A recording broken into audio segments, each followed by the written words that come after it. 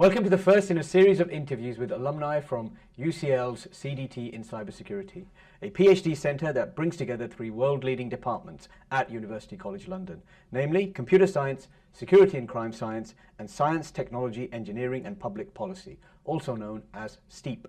The mission of the CDT is to help increase the capacity of trained individuals who can tackle the world's most pressing cybersecurity challenges. Today we're going to be talking to Gerard Buckley, a recent graduate from Gerard Buckley. Dr. Gerard Buckley, I stand corrected. So Gerard, your journey to the CDT is slightly atypical. Now, many PhDs often happen at a much earlier stage, but you had a decades-long career before you decided to do a PhD. So let's set the scene first. Where did you grow up? Ireland. Okay, well that's a very pithy answer, but give us a bit more information. You grew up where? I grew up in the southwest of Ireland, in the beautiful county of Kerry, and then I won a scholarship to Trinity College Dublin, and there I did engineering sciences, which in Ireland is a 4-year degree, and I came out with a first-class honours degree. And why didn't you do a PhD at that stage? Oh, because I had no interest in academia. I wanted to go and get a job and earn some money. Well, clearly things have changed over the last few decades. So let's talk about that career. Mm-hmm. First position? Wow, we could be here. We could take up the entire time talking about it, but sure. Give us the 30-second version. Yeah, I mean, well, the 30-second version is I started out as a software and hardware designer and picked up another master's degree because I invented something that hadn't been invented before, and it resulted in my company, which was then Westinghouse, gaining the largest contract ever in their history in that particular business. And then my arc was that after having done that, I became more interested on the commercial side. So I moved to British Telecom, where I was in technical marketing. Then I moved into Reuters, where I was in charge of trading room systems marketing, where I was specifying it and then worrying about the pricing and the branding and so forth. And then I moved to the London Metal Exchange, where I founded a global data business, which ended up generating a quarter of their revenue within a few years and becoming director of technology for the exchange. And so I was there for about 7 years, and then I got a little bit bored. And I'm going to stop you there, yes, because you've said quite some interesting things there. Oh, okay. Okay, so first of all, you said that in one of your first positions, you invented something that had never been invented before. Yes. You can't say something like that and not elaborate. Oh, okay. Back then, the world was divided between packet-switched and circuit-switched networks. Are you sure you want to go into this amount of detail? As I said, the 60-second version. Yeah. Fine. So we had an X.25 version, and our client was Finnair, and they asked us, could we do an X.21 version? And so I had to send away to Switzerland, to the CCITT, to get the specs. And then I got in touch with Hewlett-Packard, and I became their first beta site in Europe to use their test rig. And then based on that, I worked on the software and the hardware, which was a first for Westinghouse. And then when I went up to test it in the field, actually I was just waiting in reception, and I spotted that IBM, who were very big at the time, because we're talking about now in the 1980s. Still quite big. And I noticed that they were selling something that could reduce a client's telecoms costs by 70%. And I started looking at it, and I was going to go to the client and say, look, you should buy this and put it on top of what I've done for you. But as I read it, I thought, I think I could replicate this. And so I said, give me 2 more weeks, and I think I can do what IBM are promising to do. And so I came back 2 weeks later, and I gave them something that not alone worked, but cut their telecoms costs by 70%. And that's why they gave us the largest contract we'd ever had. Well, it would be more useful to me, Gerard, if you could invent something that would cut my household bills by 70%. But fair enough, you invented something fabulous. And then you talked about working at, was it the London Metal Exchange? Well, yeah, there was British Telecom in national networks, where I was sort of like the bridge between the technologists and the external IT vendors who were going to build kit to connect to this new network, which was in fact a precursor to the internet. So this is pre-internet. And then after that, as I said, I was in Reuters, in trading room systems, and then after that, the London Metal Exchange, yes. And what exactly does the London, because I'm fascinated by this, Oh, what does okay. the London Metal Exchange actually do? Is it just stock trading in precious metals? Or? So it was and is the largest base metals, non-ferrous metals commodities exchange in the world. It's the futures and options exchange. Okay. So you might have been familiar in the good old days where you would have had people, say in Chicago or in life, wearing all those multicolored jackets, hopping up and down, you know, and going buy, sell, etc., etc. Well, the LME had that, although it's called the Ring and it's a lot more sedate. But then they also had a telephone market, which was a 24-hour market, a bit like the old foreign exchange market. So this was all pre-screen trading in a way. And my job initially was to sell their data feed until I discovered that in fact their data feed didn't work, and the member firms were delighted it didn't work because the member firms, this is the trading houses, actually quite liked the fact that the market was not that transparent. And so to get it up and running was a feat of both engineering, because I had to get feeds from all their trading rooms, but also a feat of politics, because I had to get them all to agree to actually feed into it. But because it made so much money and I had negotiated with them that they would have shares in it, I only had a half of the membership in the first day of its operation. But within a year, all the member firms were on my system because they all wanted the money. Fabulous.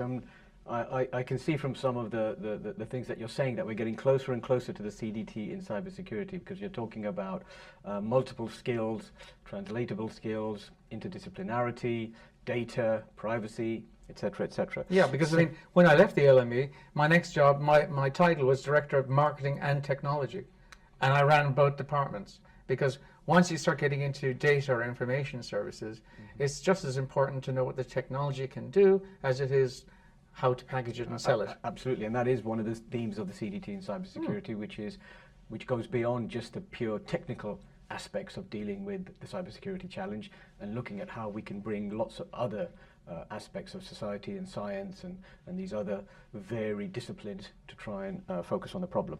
Okay, so let's get to that now. So you decided at some point after this incredibly successful career in industry that you wanted to punish yourself, and so you wanted more education, and you came to do firstly a master's, which was the bridge into the PhD. So tell us about the master's and then why the PhD. Sure, so the master's was the MSc in Information Security, which is sort of an umbrella term for cryptography and malware and computer security, and I guess what people think of as anti-hackers.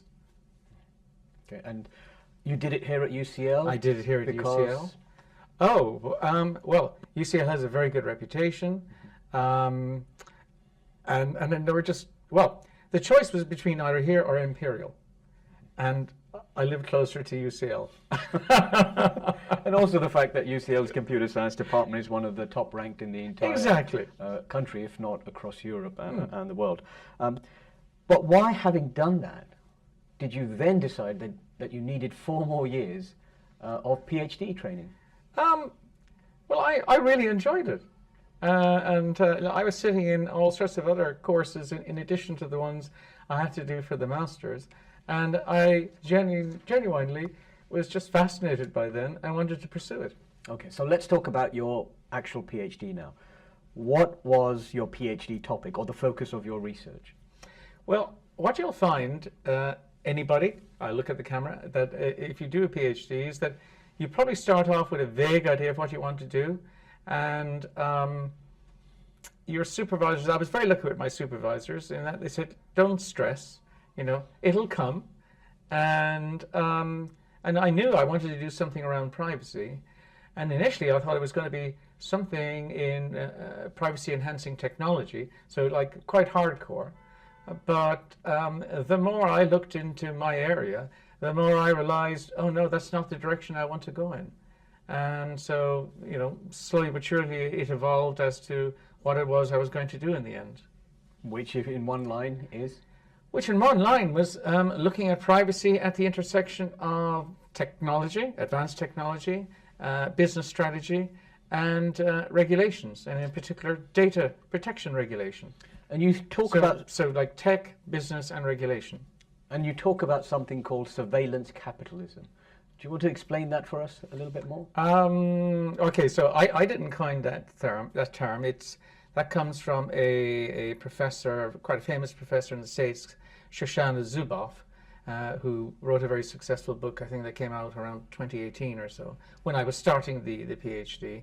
And it's really talking about how, with the data economy, we've monetized personal data, or at least large, big tech has. Well, I mean, that should be known, that should not be news to anybody, right? I mean, we use systems such as Google and et cetera, and we know that for the ease and free nature of most of these systems, we're giving up data. It may have been a secret 10 years ago, but it certainly shouldn't be a secret to anybody now, right? Yes, I mean, I'm not sure if people realize how much information they give up. Fair enough. And it's a funny old contract, because I think people don't realize they are making that trade. Well, which leads us to the question is, what is the role of the individual, or indeed of government and business, in addressing these privacy challenges? Well, I guess the role of the individual is to try and practice as much good security hygiene as they can, as well as putting pressure on their politicians to try and keep the big tech in reign. And so then for the politicians, it's about passing the laws and enabling their regulators to be able to do something about it. And then I guess with big tech, it's just making them more responsible and accountable. Which is easier said than done. I mean, if we go by looking at the landscape around the world, where big tech is routinely accused of, and I say accused, of avoiding tax, avoiding legislation simply through the power of the influence that they have in government circles, how does one go about making big tech more responsible? Well, I mean, at the end of the day, they have to abide by the law of the land. And yes, they are transnational, but the European Union in particular has been quite successful in passing regulations and directives that are beginning to hold them to account. And what happens is, when they're found to be in breach, they then appeal it, and it can take years before it actually finally gets to a conclusion. But we're beginning to see now fines in the billions being levied on the usual suspects, so to speak, in the last year or two. And there's some very heavyweight cases still ongoing in the US, despite the change of administration. Okay, I'm glad you say that, because I think the general perception appears to be that it's less a case of big tech abiding by the law of the land, and more a case of governments abiding by the whims of big tech. So I'm glad that Europe at least is pressing ahead with stronger legislation in this area. But if you could change one thing about the current landscape of privacy, tech and business, what would it be? It would be having, I suppose, governments support their regulators to enforce the laws that are already there. Okay, fair enough. I'm going to take you back into the experience of this 4-year PhD at the CDT in cybersecurity. Any particular memories, positive memories that or even perhaps uncomfortable memories of? Because a PhD is not an easy undertaking. No, it's not. And there were a few people who dropped out for different reasons. It's a marathon. It's not a sprint. It can be quite lonely. So it's important, I think, to have friends that you can bounce things off. And just to stop you there, one of the benefits that you had of doing your PhD at the CDT was that you joined as a cohort. Yes. A gang of people from different backgrounds, different disciplinary backgrounds, as much as anything else, from different countries. Yeah. And you were able to sort of gel together, and therefore, as you say, make friends and help each other out during the, as you say, marathon of carrying out this PhD. When we did it, it was probably the most challenging time, because we all started in the middle of COVID. So I remember in our very first year, I set up just a weekly Teams call for everybody, just so that we could get to know one another and have a chat every week. So what I'm hearing is that you have to have fun while you're doing this very challenging PhD. Yeah. And take advantage of the student pubs, where the drinks are half price anywhere else. Well, I was going to ask you for one key piece of advice that you might offer to presumably the people who are watching this who are thinking about doing a PhD, but find the half-price pubs appears to be your best piece of advice. Looking back at your career now, and the various twists and turns that have been part and parcel of it, what would you say was the most rewarding moment for you? Okay, so I saw this question earlier on in the list, and I could say, it was getting the PhD, or I could say it was, when I was part of an executive team and we successfully floated a company on the stock exchange and made a lot of money. But no, actually, the thing I think that gave me the most pleasure was when I joined a company. And I took over as the director of marketing. The person I was taking over from was being elevated to being the VP of marketing for all of Europe. And she had said to me, "You see that guy? He's in charge of market research. He's hopeless. I really recommend you just get rid of him."